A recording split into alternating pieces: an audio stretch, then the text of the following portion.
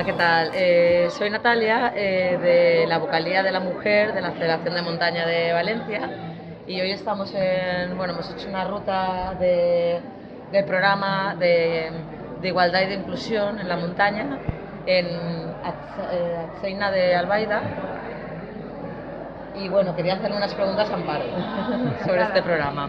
Muy bien. Hola, Amparo. ¿Qué tal? Muy bien, pues nada, quería preguntarte qué te parece este programa de inclusión en la montaña y de igualdad en general. ¿Qué te ha parecido estas rutas que estamos haciendo?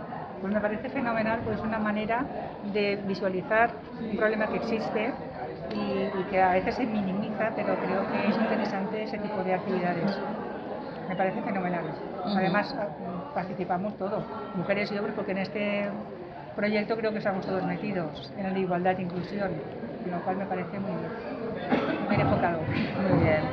Y en concreto, la ruta que hemos hecho hoy aquí en Atzeneita de Albaida, ¿qué te ha parecido? Ideal, ¿Te ha gustado? sí, porque es accesible para todos y además el tiempo nos ha acompañado. El personal de aquí ha sido súper agradable. Son gente que se ve que están también implicados y me ha parecido genial. Muy bien. Y bueno, en general, a ver, ¿tendrías alguna recomendación de mejora de este programa, de la ruta de hoy o en general? ¿Qué te gustaría incluir? Yo creo que los programas siempre se pueden mejorar. Estamos en el buen camino. Es importante lo que se está consiguiendo. Se trata de visualizar las cosas y de facilitar.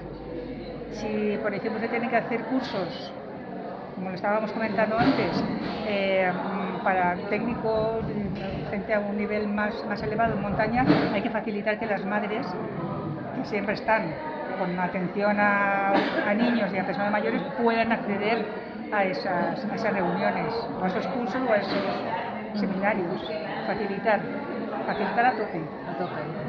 Tanto para mujeres como para la inclusión, ¿no? De Exacto, todo exacto. tipo de personas con discapacidades o Facilitar y darlo a entender. con lo que sea, Y darlo a ¿no? conocer, porque la gente a veces Claro. lo sabe que existe, pero parece que es un poco machacón.